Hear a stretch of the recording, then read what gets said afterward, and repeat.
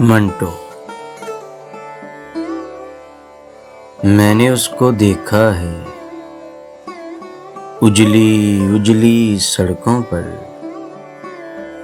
ایک گرد بھری حیرانی میں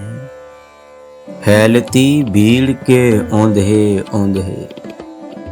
کٹوروں کی طغیانی میں، جب وہ خالی بوتل پھینک کے کہتا ہے دنیا تیرا حسن یہی بدصورتی ہے، دنیا اس کو گھورتی ہے،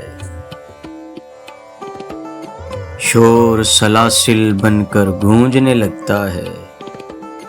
انگاروں بھری آنکھوں میں یہ تند سوال،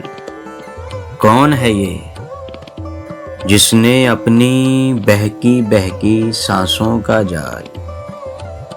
بام زماں پر پھینکا ہے، کون ہے